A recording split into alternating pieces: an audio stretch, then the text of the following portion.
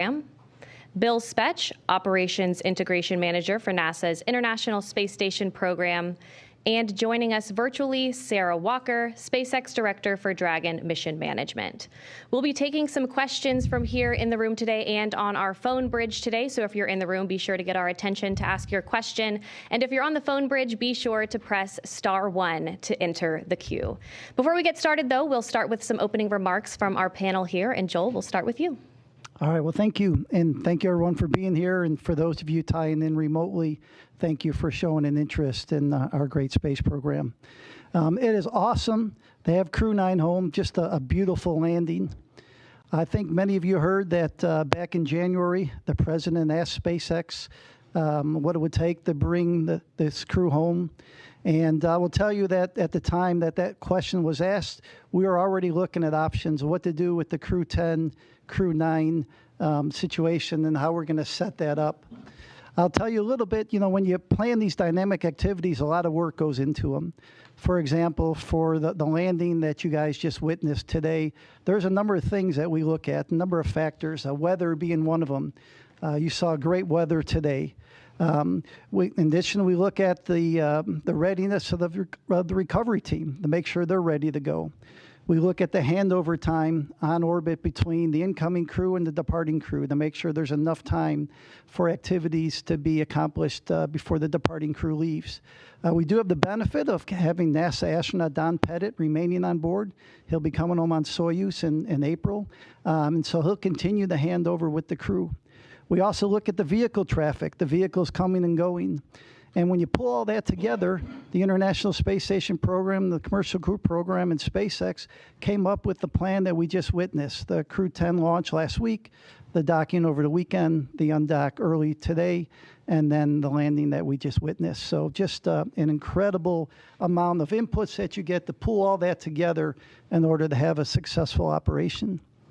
I want to tell you, we want to thank the Crew-9 team and the ground teams for their dedication to excellence, their resilience, their flexibility during this expedition, everything they did to have a successful expedition, as you have all witnessed. SpaceX has been an incredible partner for us, and it shows the benefits of the commercial, public, private partnership that we have. So they just been a huge, great partner throughout all this. Crew-9, in addition to the spacewalks that many of you witnessed, they performed just about 150 experiments on board the International Space Station with over 900 hours of research. And the work we do on the International Space Station benefits the nation, benefits people on Earth, and are the building blocks for going back to the moon and to Mars. So Nick, Alexander, Butch, and Sunny, welcome home. On behalf of NASA, I want to thank the administration. I want to thank all the work of the NASA teams and all the work of the SpaceX teams.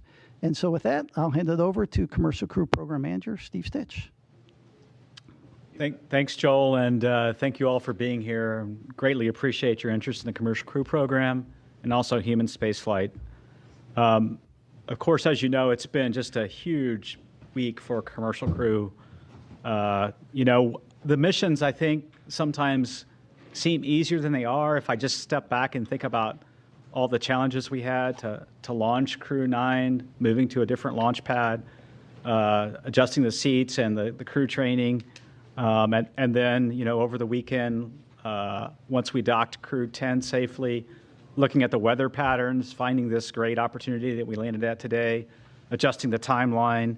It's never easy. Spaceflight's always dynamic. Sometimes it seems like things move from step to step, but there's usually different paths along the way. So the weekend was culminated today with the landing of Crew-9. We Dragon splashed down at about 5:57 p.m. off the coast of Tallahassee. That's our first commercial crew program landing at Tallahassee. We've had a couple cargo flights land there. And now it's great to have Crew-9 and the Freedom capsule back home, and its fourth flight is now in the history books. Of course, we're overjoyed. I watched every crew member come out of the vehicle today. Post-landing, it was great to watch Nick, Sunny, Butch, and Alexander come out of Dragon and smile and wave as they came out of the vehicle. We'll get them, they're on the ship now, we'll get them back to meet the NASA aircraft and then back to meet with their families. If you watch the weather today, it was incredible. Clear skies, real low winds, maybe 3 or 4 knots of wind, and really calm seas. You could see the dolphins swimming around the capsule, which was kind of incredible. SpaceX had a nice drone aircraft flying around and taking footage, and that was just incredible. As I said, the ops team just did a phenomenal job over the weekend, pulling in the landing to get the crew home sooner and take advantage of this great weather opportunity. Really appreciate the versatility of SpaceX, the ISS program, commercial crew program, and the flight ops team in planning out the timeline, looking at the crew's workload, determining whether we could pull this off, doing sleep shifting, all those sorts of things that made this an opportunity happen. I also want to thank our partners at the U.S. Coast Guard. They were there on scene, protecting the scene and making sure that it was safe for mariners in the area. The FAA, the Department of Defense, continuing to support us. You know, it's great to see the teams really in action. Overall, I would say it was a really clean undocking, reentry, and landing. The Dragon vehicle performed extremely well. Didn't really have any issues to work. You know, little things, a GPS outage that we reset a filter on and things like that. Today, the sequence went perfectly. We jettisoned the trunk, executed the deorbit burn, closed the nose cone, and did the entry. You could hear Nick call down when we finally got the vehicle back through the blackout, 4.6 Gs, and you could tell they were doing well, and then braced for the parachute deploy of the drogues and then the mains, and then having splashdown. So parachutes performed well. The whole system worked just as planned. The crew's doing great. You know, they'll spend a little time on the recovery ship getting checked out, making sure that they're healthy and ready to go, and then eventually they'll make their way back to Houston. Again, I want to congratulate the entire NASA Commercial Crew Program, the SpaceX team. You know, in many ways, if I step back to last year, this has been 9 months in the making, and I couldn't be prouder of our team's versatility, our team's ability to adapt, and really build for the future of human spaceflight and looking at different ways to do business, taking advantage of one vehicle to launch a crew and then bring back the crew in a different vehicle. Our partner SpaceX did a tremendous job. Every time we asked them to do something a little different, they stepped up and to the plate and did that, including swapping capsules 6 weeks ago prior to Crew 10, and then also adjusting the Crew-9 mission. You know, we'll celebrate for a while. We're going to take some time in Commercial Crew to celebrate this one and spend a little time with the crew, and then we'll move on to Crew 11. Crew 11 will be here before we know it. We'll launch that vehicle as early as mid-July, so we'll start preparing for that. And then, you know, we're working hand in hand with Boeing as well on certification of Starliner, getting that vehicle back to flight. You know, Butch and Sunny's return on Dragon, to me, shows how important it is to have 2 different crew transportation systems, the importance of Starliner and the redundancy that we're building in human spaceflight for our low Earth orbit economy. We're super grateful for Boeing as well and their investment. They're keenly interested in the landing today. They have a watch party going on and are watching Butch and Sunny come back. And they've texted me, you know, at the build up to this, they're very keenly interested in Butch and Sunny. And then we're interested in their resilience. That whole Boeing team, like our whole Commercial Crew Program team, is resilient and moving forward to the next steps on Starliner. It's been a busy start to 2025. It's hard to believe we're in the middle or toward late March. Looking for an exciting summer as well, and I look forward to your questions, and I'll hand it over to Bill. All right, thanks, Steve. Yeah, welcome, and thanks for everybody's interest as we continue on. Return today marks the successful completion of the Crew-9 mission, and really with them handing over operations on board to Crew 10. Just some interesting stats as we go through. Nick and Alexander both spent 171 days in space on this trip, seeing the arrival and departure of 4 different visiting vehicles to the ISS. Butch and Sunny spent 286 days in space, and they got to see 8 different visiting vehicles coming and going from the ISS. We stay really busy as we talk about all these vehicles coming and going from the station. Nick and Butch each conducted 1 spacewalk, and Sunny conducted 2. That actually gave Sunny the record for most time on spacewalks by a woman, and puts her 4th overall in terms of time outside doing spacewalks. The crew contributed to more than 150 unique experiments, like Joel said, including stem cell technology to potentially address blood diseases, autoimmune disorders, and cancers. They tested lighting systems to help maintain circadian rhythms, which will help improve conditions for not only future crews as you go through spaceflight, but also those on the ground for shift workers and those in extreme or remote environments. They did plant growth and quality experiments to support future Moon and Mars missions as we look forward with that. They loaded a really interesting experiment. JAXA had their first wooden satellite. They loaded that into and got that deployed from the ISS. And then as part of their spacewalk, Butch and Sunny collected samples from the station's exterior to study the survivability of microorganisms in the vacuum of space. I'll tell you, the Crew-9 crew did a great job here in the near term supporting this shortened handover period with Crew-10 and enabling that landing opportunity that we saw today. There was a lot of work that they did ahead of Crew-10 arrival to get prepared, and then really working through all of the things that we need to do to hand over the emergency procedures to the crew, to get the cargo transferred that they need to, and to get all the vehicles set up for Crew-10 to be very successful. Crew-10 is already working hard, and they're working on key science investigations on board. They already kicked them off even while they were getting prepped for undocking the other day. So coming up on ISS, we still have a lot going on. We have NG-21 release at the end of March, providing some important trash disposal for the space station. Always, you got to get rid of all the stuff that you bring up, so you got to bring that down somehow, and NG-21 is going to take away a lot of that. And then we'll look forward to Soyuz MS-27 launch Tuesday, April 8th from Baikonur Cosmodrome at about 12:47 a.m. Central. That'll be carrying NASA astronaut Johnny Kim and cosmonauts Sergei Ryzhikov and Alexei Zabritsky. And then before Soyuz MS-26 returns, Alexei Ovchinin will pass on the role of ISS commander to our JAXA astronaut Takuya Nishi. Really a lot of great stuff continuing on station. I really appreciate the entirety of the team, joint with SpaceX, NASA, our operations team, the program teams, the engineering teams, all the work it takes to turn around these missions. It's a ton of stuff, and then we go change it on them at the last minute, and they handle it like the pros that they are. So welcome home to Crew-9, and with that, I'll hand it over to Sarah. All right, thanks, Bill. Well, it's a good day to be here at SpaceX, and it's a good day down in Florida as we welcome Crew-9 home from their stay at the International Space Station. We're happy to have safely returned Nick, Alex, Sunny, and Butch back to Earth and to their families after their time at the orbiting laboratory. Human spaceflight is dynamic and exciting, and this crew knows that as well as any other.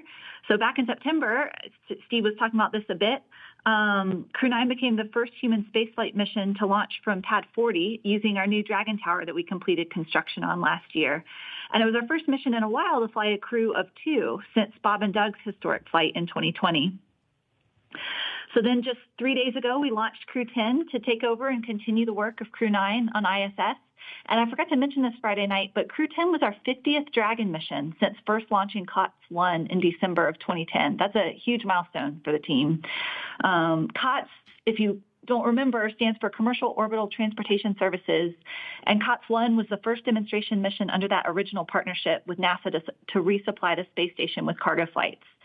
It was also the mission that inspired me to join the SpaceX team, which I'm so grateful I was given the opportunity to do a few months later. So the rest is history. We've been bringing cargo and more recently crews to the orbiting lab for well over a decade since.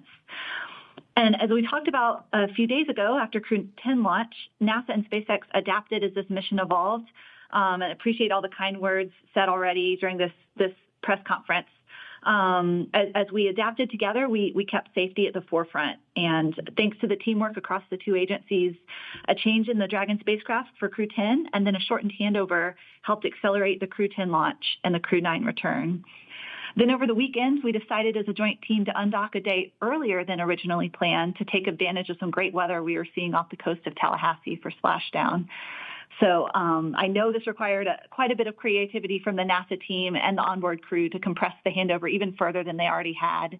And I'm thankful for everyone's hard work and flexibility to safely bring Dragon and the crew home today. I'd be remiss if I didn't acknowledge that today's return was also our final Dragon recovery on the East Coast. So after 6 years of successful recovery operations off the coast of Florida, we'll now be moving all Dragon recovery operations back to the West Coast. I just hope the California coast can bring as many dolphins as we saw during today's operation. That was really fun to see. We had a nominal return today. Dragon is healthy and the parachutes performed as expected. The crew is likely on the recovery vessel now, soon to transit to the SpaceX NASA handover location, while the SpaceX vessel transports Dragon back to our refurbishment facility at Cape Canaveral in Florida. It's amazing to think that SpaceX has now safely flown 62 crew members from 14 countries to space, 52 of those to and from the International Space Station. Dragon has supported 46 missions to the station in all, and 29 of those on reflown Dragons. I think that's enough flights that we can be really proud of what the team has built together and what we've accomplished, but always with the humility and awareness that we will continue to learn every single mission. The stakes of getting this right are and always will be high. And as Bill Gerstenmaier often says, we must always stay hungry and vigilant to scour the data before, during, and after every operation we perform. It's always an honor for all of us here at SpaceX to launch human spaceflight missions and safely return astronauts and cosmonauts as we continue to advance human spaceflight. Thanks for having me on the briefing today and look forward to your questions. All right, thank you all for your opening remarks. We will go ahead and start taking some questions in the room, so please raise your hand, Gina. Go ahead. I think this is for Steve Stich. Crew-9's home, but the research hasn't stopped, because what you need to know about what happened with Butch and Sunny on orbit, that's still an ongoing medical research project. Would you kind of expand on that for me? What will you learn about their 9 months on the space station? Yeah, I think I can comment and then see if Bill has anything to add. But every single crew member that we fly in orbit, we collect medical research data. We do various blood draws at various times during the flight, especially toward the end. Do bone density measurements in space. We look at their vision and how their vision might change over time, their intracranial pressure. We do all kinds of things. So you're right. Every single astronaut, when they come back, including Nick and Alexander, has participated in all kinds of experiments, and we're learning from all those. And I'll see if Bill has anything to add. I think you covered the vast majority of it. We look at everybody when they come home, and every duration adds to that database of knowledge of the effects of spaceflight on the human body. And so we continue to look at that across all of our crew members. Okay, we'll take another question here in the room. Mark, go ahead. Mark Strassman, CBS News. Steve, I want to pick up on something you said, which is the keen interest in Butch and Sunny. All 5 major television networks cut in with live special reports following the splashdown, because Butch and Sunny have arguably become America's most famous astronauts over the course of their 9-month saga. So now that they're home, now that the saga is over, what do you is the takeaway? Yeah, I think that's a great question, and I haven't probably had a lot of time to reflect. We're certainly looking at Starliner very carefully. We're in the process of looking at that vehicle, looking at the helium system. We've got some candidate seals that we're going to replace. We'll get into some testing here over the summer timeframe with what we call an integrated doghouse at White Sands. So we're looking at that. The thing I think back of this whole timeframe is how really resilient Butch and Sunny were the whole time. They launched on what was going to be a short test flight with the crew flight test vehicle with Boeing. And then they moved very quickly into station increment operations, and they became seamlessly part of the International Space Station. And they did that because they're experienced astronauts, and we had prepared, right? We had flown gloves for them to do spacewalks, and we had flown a lot of components for them. So I think that shows the adaptability of crew members. And if I think forward to exploration and maybe some harsh missions to the Martian surface someday, or back to the moon, the adaptability of crew members, changing the timeline for their return. Certainly a huge thank you to their families. When you think about Butch and Sunny, they enjoyed their time on station. They got to do spacewalks, and they got to do lots of cool science and things like that. Their families are the ones that really, kudos to them for being resilient in a planned short duration flight now turning into a long duration. And I think back of when they went into quarantine. They went into quarantine in the April timeframe for the early May launch that we had for the crewed flight test. So the families, a huge thank you to them. I'm sure the reunion is going to be wonderful with the families. And we'll keep learning as we go and keep being adaptable in the future. Let me just add, if it's okay, it shows the flexibility of our commercial providers. The fact that they flew up on the Boeing vehicle and home on SpaceX, this is a lesson learned for NASA too, such that when we do have Boeing and SpaceX both flying on a regular basis, we need to be able to do the opposite too. If we come up on a SpaceX vehicle and have a problem, to be bringing people home on a Boeing vehicle. It shows you, this year, I think many of you know, we celebrate 25 years of Crew on the International Space Station, and just shows the flexibility we have with the space station and our commercial partners. We'll take our next question here in the room. Go ahead. Ed Lavandero with CNN. Two questions. Do you have specifics on the timeline of when the astronauts will be landing back here in Houston and reuniting with their family over the next, I'm presuming, the next few hours? And then secondly, the more delicate question is, of all the talk that we've seen over the last months that these astronauts had been, quote, stranded in space, how did that kind of talk affect you guys over the last few months in formulating a plan to get them back home? Yeah, I don't have the specifics of the timeline. I know they're going to fly back here tonight. They'll probably spend some time rehabilitating a little bit, and the doc's watching them, and then they'll rejoin their families in the next day or so. Relative to the mission planning, I think what we did was we tried to look for opportunities to bring the crew back when it was safe to do so, and we always had a lifeboat, a way for them to come home, all the way back to Starliner. If you remember, during the Starliner crewed flight test mission, we said if there were an emergency during part of that mission, we considered the thrusters, the service module thrusters, good enough to bring the crew back then. We then transitioned to the Crew-8 vehicle for a temporary time frame until Crew-9 arrived. So we always had a way to get the crew home safely should we need to. And then it really became, when is the right time? When is the right time to bring them back? And then when we had to swap over Dragon capsules from the new vehicle, which wasn't quite ready, we moved to Capsule 210. We figured this March timeframe was the timeframe to execute this direct handover that we just did. So for me, it's been the normal kind of planning I do all the time, looking at all the options, working with SpaceX, working with the space station program, and finding the right time to bring the crew back. Okay, we'll take another question here in the room. Hi guys, my name is Amanda Henderson. I'm with KHOU 11, the CBS affiliate here in Houston. 10 days turning into 9 months, but turning also into hundreds of hours of invaluable research that they got up there at the ISS, and also moonwalk hours. Can you talk a little bit about how, when you realized that they were going to be up there for longer than the intended time frame, they were able to transition into getting that invaluable research started? Yeah, I can start with that one, and I can let these guys add in. So even before they launched, because we knew they were flying on a test mission, we provided all the training for the stay on ISS that they would need to be a long-duration crew member. We flew the equipment. Every crew has unique equipment that they need to do a spacewalk, and we made sure we had that up there. So I think it really comes to the preparation that we did even before they flew that allows them to be so successful when they get up there. And that's really what we do with all of the crews that fly to the ISS. There's the rigorous training program that they go through.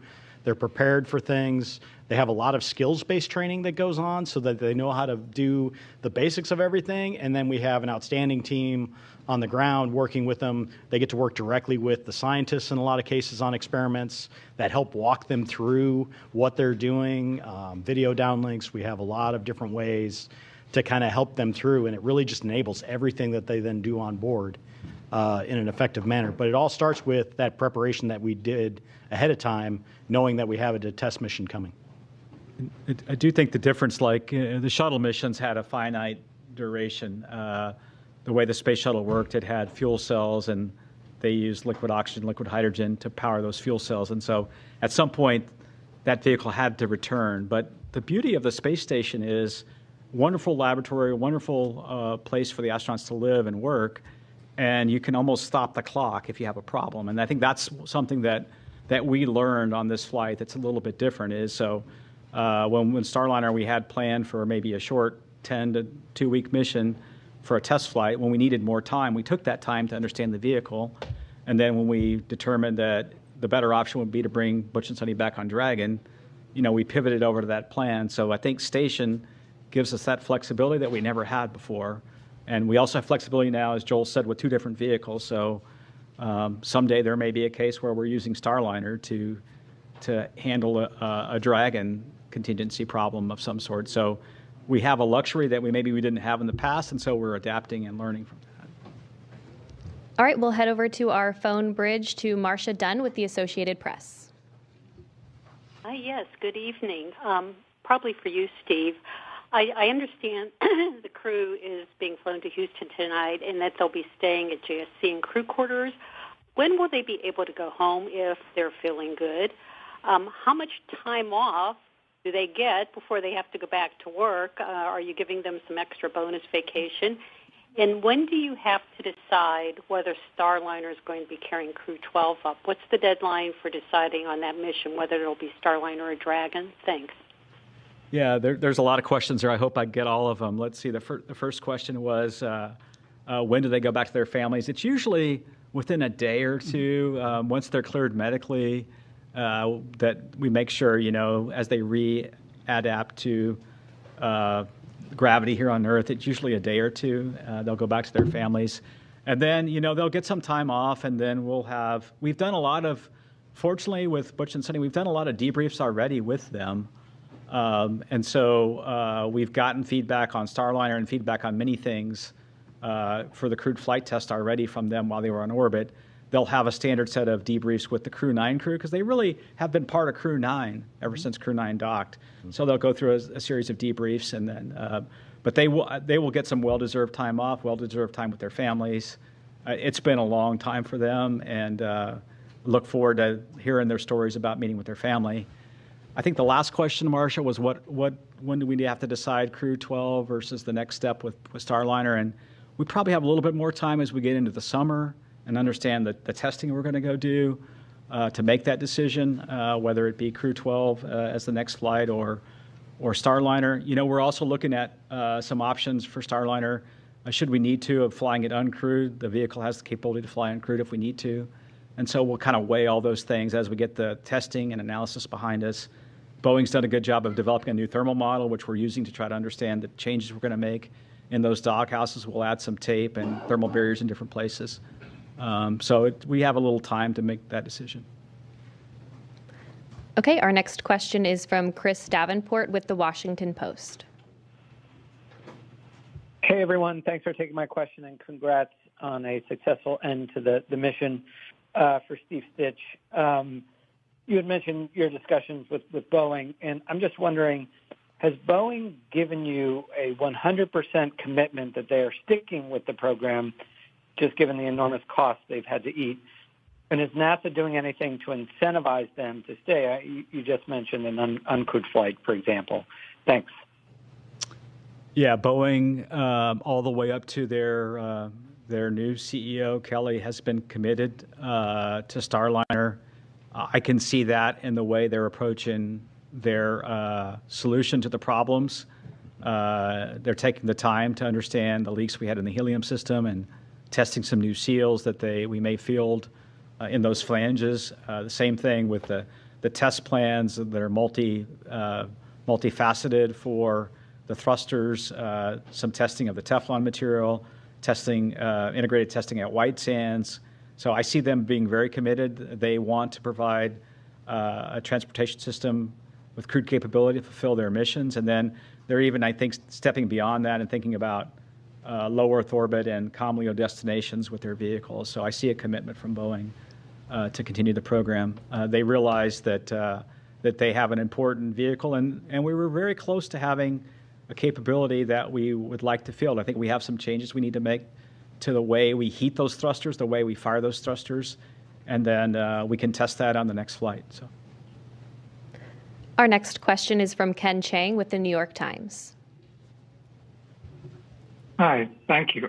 This is for Joel, Steve, and Sarah.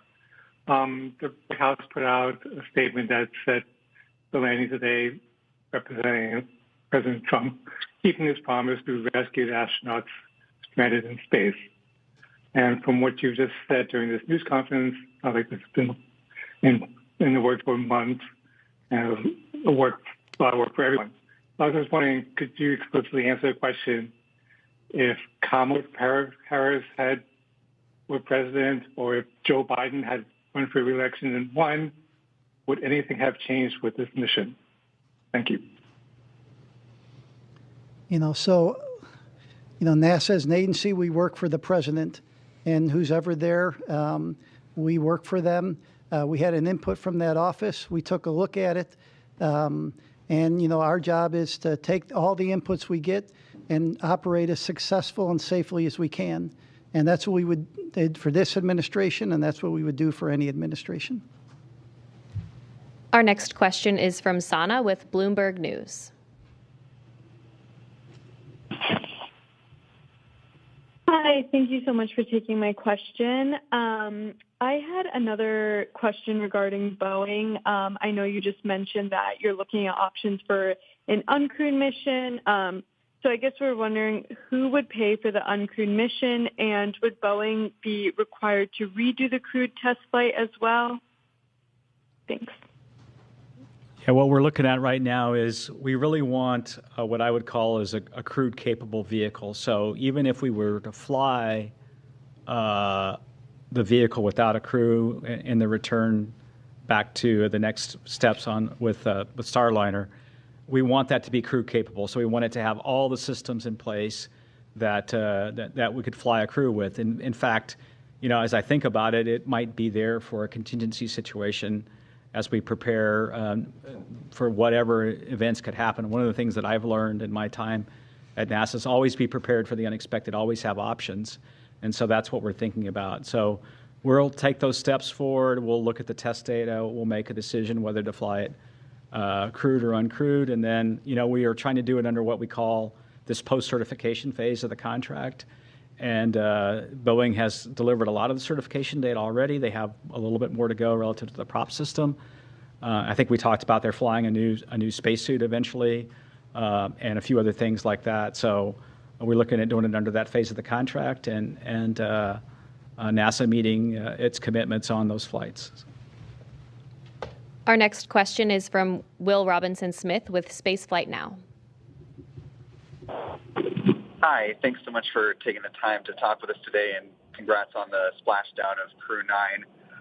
Maybe just following up on Ken's question to Joel and Stich and Sarah.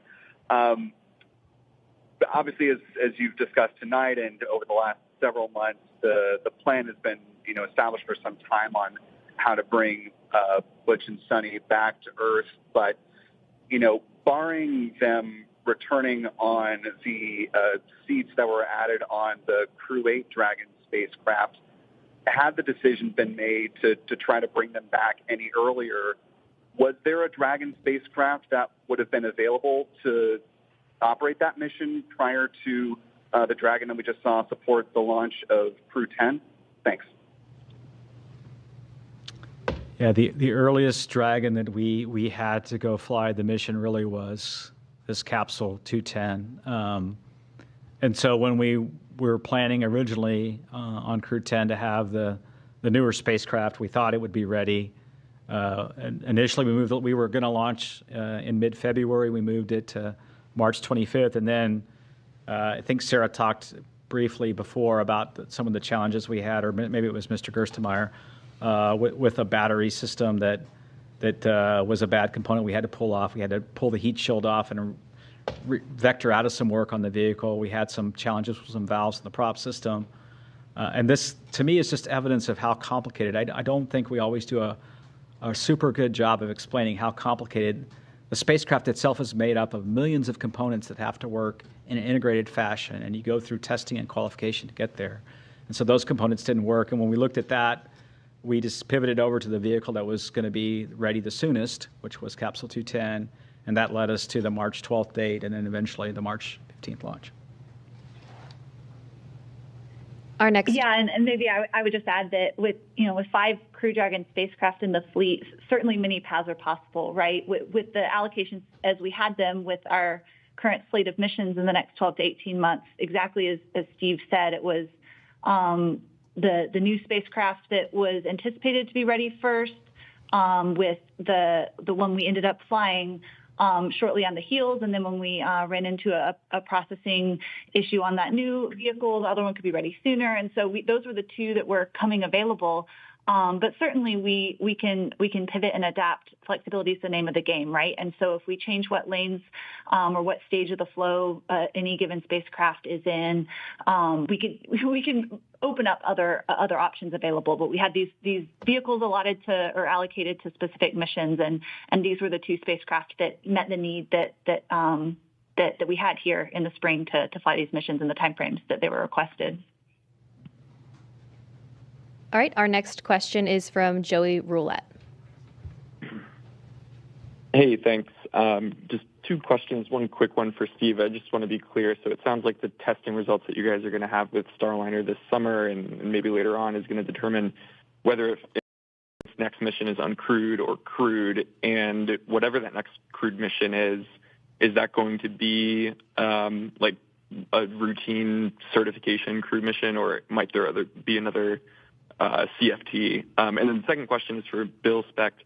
I was just wondering if there's any studies that Butch and Sunny are involved in that investigates the like behavioral or psychological kind of response to not just long duration spaceflight, but unexpected changes to the to a mission in the middle of it.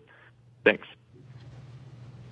Yeah, when we look back at the crewed flight test, we got a lot of good data out of that flight relative to having a crew on board. So really the thing that we need to solidify and go test is the prop system and the service module. We need to make sure we can eliminate the helium leaks, eliminate the service module thruster issues that we had on docking, and then the rest of the vehicle performed really well. So when we look forward, what we'd like to do is that one flight and then get into a crew rotation flight. So the next flight up would really test all the changes we're making to the vehicle, and then the next flight beyond that, we really need to get Boeing into a crewed rotation. So that's kind of the strategy.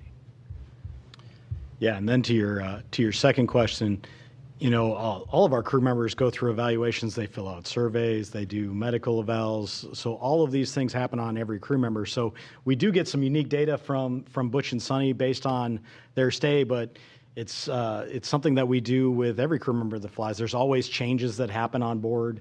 There's always adjustments that we have to make that all of the crew members adapt to. As you've watched with our flight schedule over the years, it's very rare that we actually get a flight to fly exactly where we planned it 2 years out when they were thinking it was going to be. So it's okay that we have these changes and they adapt really well. But everybody gets kind of looked at in terms of those effects and understanding just the effects of spaceflight on them. So. Okay, our next question is from Maria with KBIR Knoxville. Hi, yes, thank you so much for your time. If someone can walk me through the physical and mental adjustments that the astronauts are going to be experiencing. I can try and see if Bill and Joel have anything to add. When they get back, the body is an amazingly adaptable. The one thing that the body will struggle a bit with is the inner ear and the vestibular response in microgravity. When you transition from 1G here that we're sitting in this room to then in space, the inner ear can get a little disturbed because gravity's not pulling the fluid down and the little hairs inside the inner ear. And so the crew can take a little while to get to adapt to microgravity. That same thing happens in reverse when you land back on Earth. The human body was adaptable and was used to being in microgravity. Now the vestibular response is such that you feel disoriented, you may feel a little dizzy, you may have trouble getting up. And then, of course, physically, their body, when they were operating in space and doing operations inside the various modules, their muscles weren't working as hard, their heart wasn't working as hard, and so there's a muscular and cardiovascular kind of reconditioning that has to happen. And so that's what's happening now. And then, there's a little bit of response coming back to 1G. In space, I could let this pin, release this pin, and it's going to stay right where it is. And in 1G, if I release the pin, it falls. And so there's a little bit of that the crew has to get back. and learn the skills back here on Earth again. So. Okay, our next question is from Jackie with the Times of London. Hello, and thank you. I'm sorry if this is a really frustrating question because I know there's so much good work done on this mission, but there has been a fictitious narrative woven around it by prominent people who are hard to ignore. Why has NASA not pushed back more emphatically against that and against the use of astronauts by one of its commercial contractors as political pawns? And what's to be lost by simply correcting that narrative for the sake of the public who have paid for the mission? Thank you. I would say, our job at NASA is to successfully and safely fly these missions. We fly it with the laws of physics, and we fly it with our commercial partners. And so oftentimes there may be things out in the press that may not be exactly what's happening. And our job is to fly these missions, and regardless of what you read in the press, our job is to fly successful missions, safe missions, and do the science we do on board the International Space Station. I mentioned this year 25 years of continuous crew presence on board. Later this year, the International Space Station. And we do about 150 experiments every expedition we fly. So think about it, every 6 months. I think we're over 3,000 experiments since we started the International Space Station, and that's what we focus on. Okay, our next question is from Jeff Faust with Space News. Hey, good evening. Question for Bill or Steve. Since the Crew-9, Crew-10 handover lasted only a couple of days, was there anything you would normally do on a handover you weren't able to do in this case? And in the future, might you consider shorter handovers between future commercial crew missions? Thanks. Yeah, across the board, the main thing that we have to get done is, like anytime you get to a new place, is the emergency briefings. Where do I go in case of an emergency? What are my duties in terms of an emergency? And that happens very early on.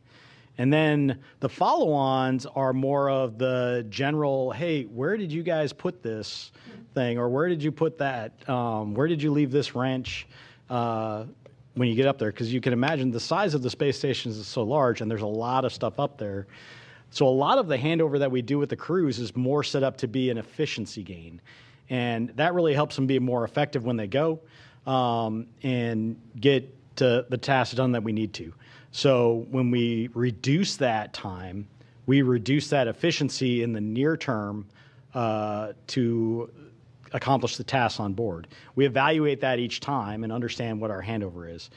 In general, we don't look to reduce that because we want to be as efficient as possible. We want to get everything done in the most efficient manner, get the most things done on Space Station that we can. But in this case, it was actually to our advantage to go work that shorter handover and then get them home as quicker, hitting this weather day that we had here today, and not leave it up to how the weather was going to behave days and days from now. So the critical stuff always gets done, that emergency handover, that how do we go handle contingencies on board. They're trained on the ground for all of these things, and we have a lot of support for the teams on the ground to help them as they go, so we can shorten it if we want to, but it's not quite the same as getting up there and finding out from the person that's been up there for 6 months, hey, I found that this was the best spot to put this, or I left this here, and so when you need it, go look over there to go do this, or this is the best way to go pull out this drawer, or whatever you have to do for your experiments on board. So nothing beats that face-to-face handover and the time they get up there, but we have the options to shorten it when it makes the most sense. Okay, our next question is from Sawyer with NASAspaceflight.com. Thank you so much. This question is, I believe, for Sarah.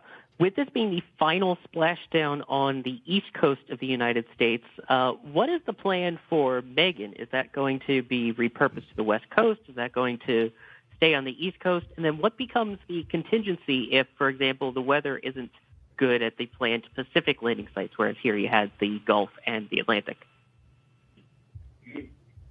Hey, we don't know the answer yet to what will happen, what will become of Megan. We've got Shannon here on the West Coast. I'm sitting here in California right now, and there's unique benefits and unique challenges of weather patterns on the West Coast versus the East Coast. Just one example, we have far more stable weather in terms of wind and wind speed, wave height than we did in Florida. So where we needed numerous sites on both coasts of Florida to provide geographic diversity to avoid weather patterns that may be happening in one area and not another, not so much the case on the West Coast.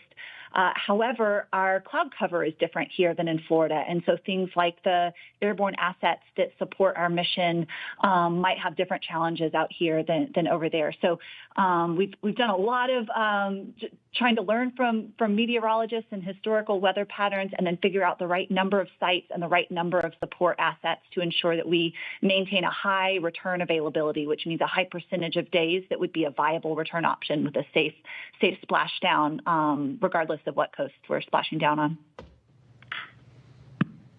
All right, our next question is from Isam with AFP.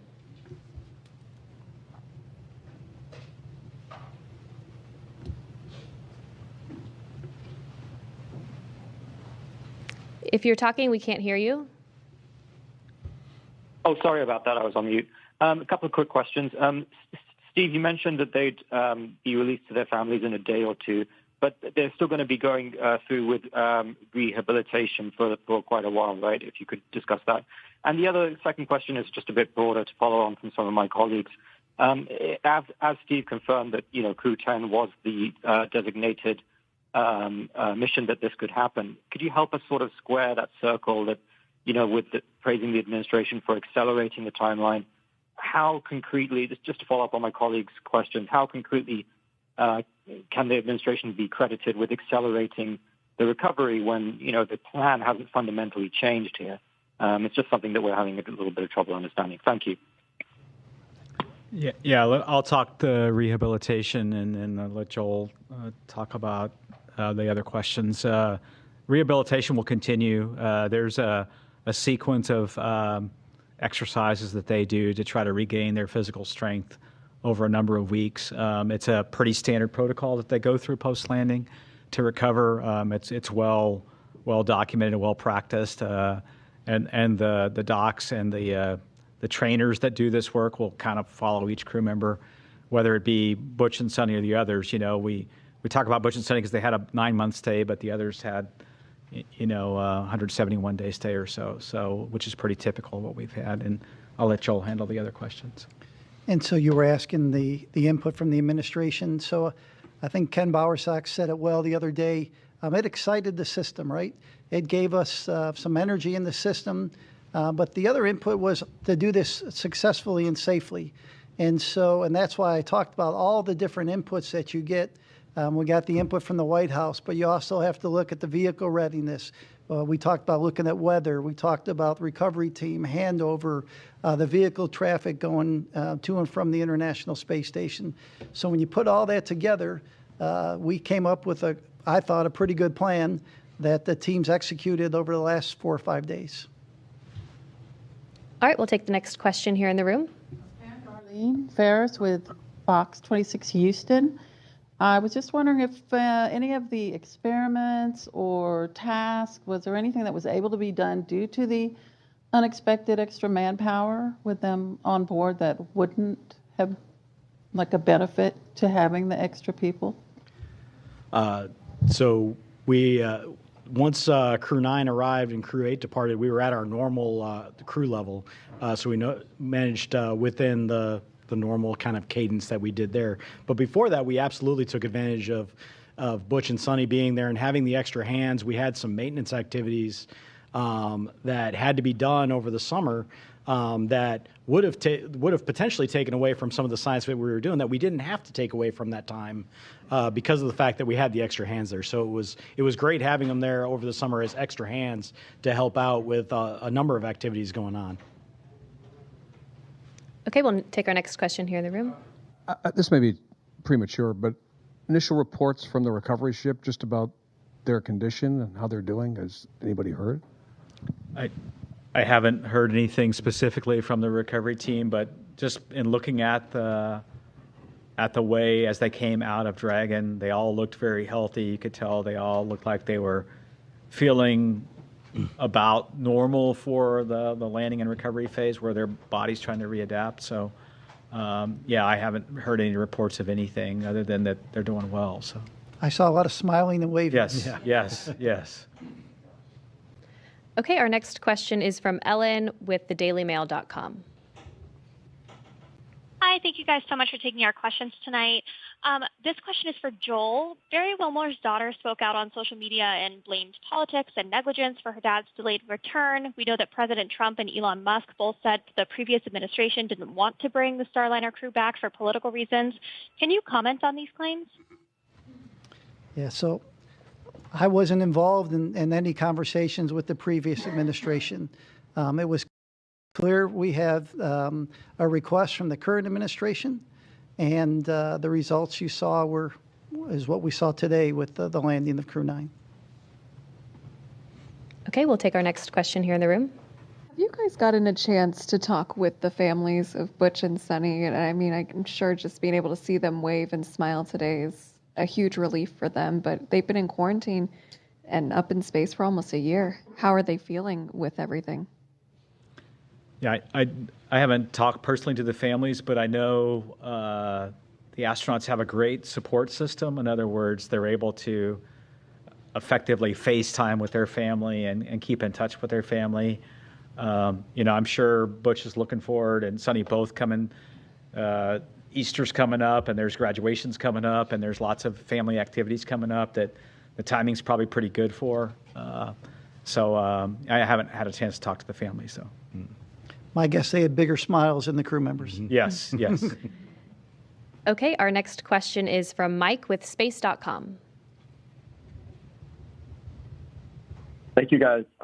This is probably for Sarah. I was just wondering, were there any different approaches that you guys took with this Dragon to kind of meet this faster deadline, or this, and if there were any kind of changes to the processing, are those things you can take into future missions?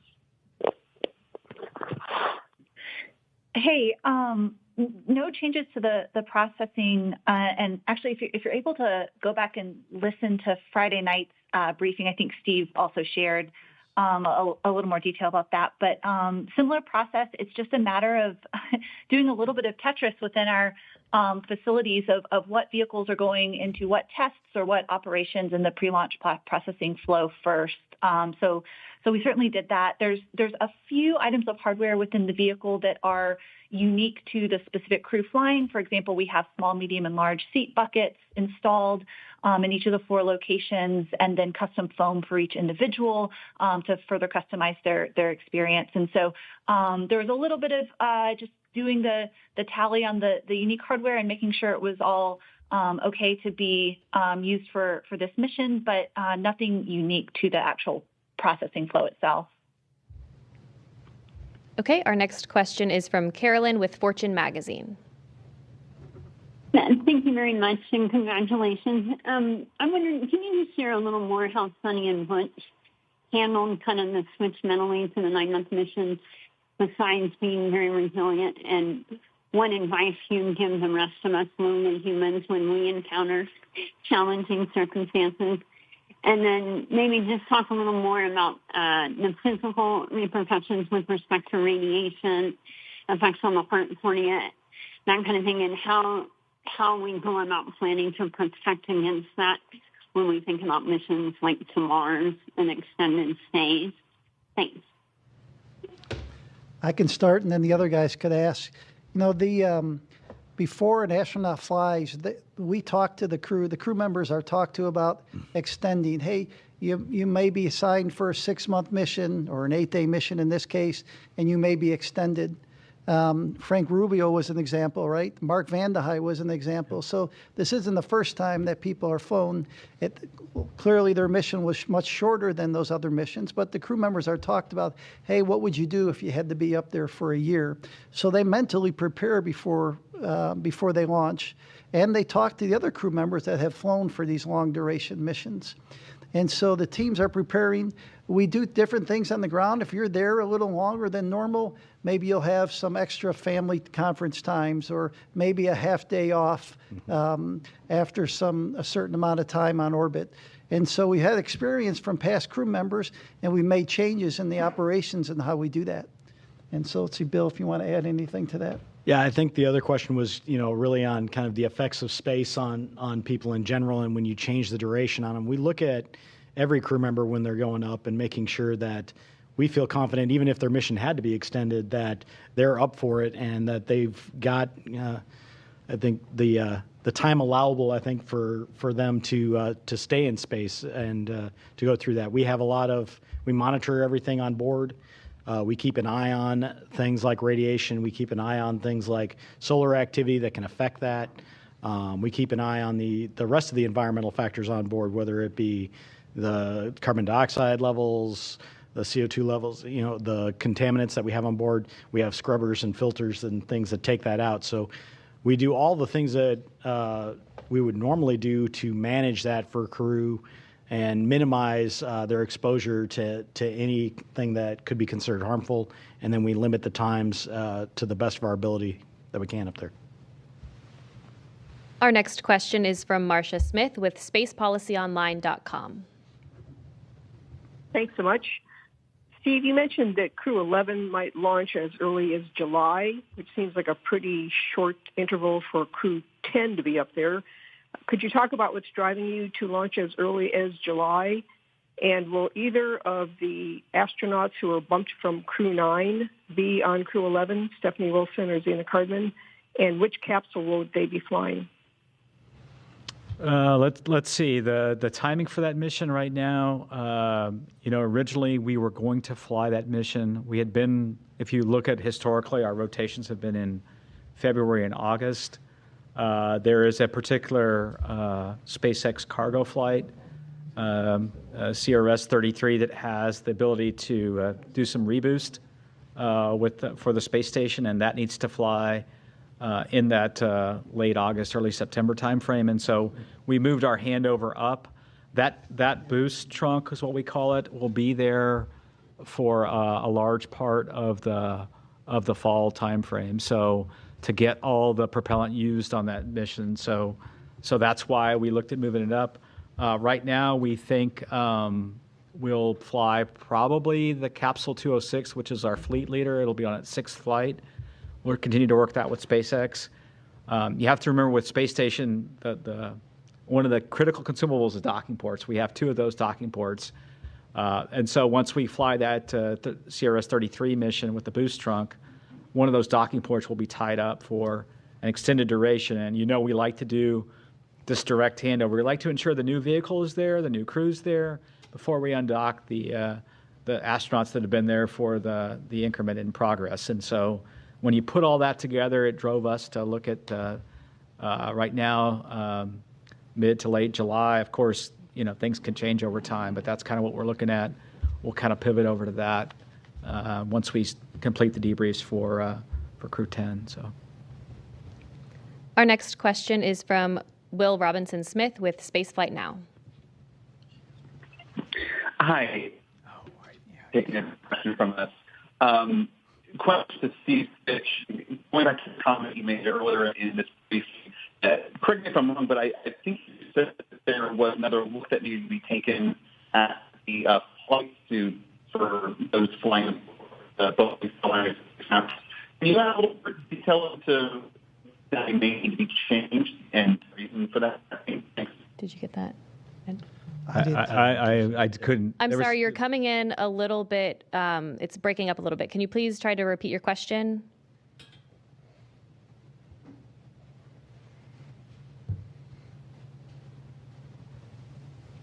Operator, if you could please unmute the participant.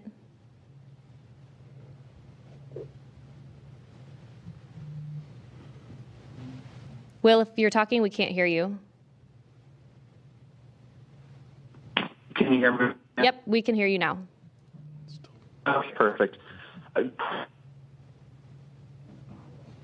Nope.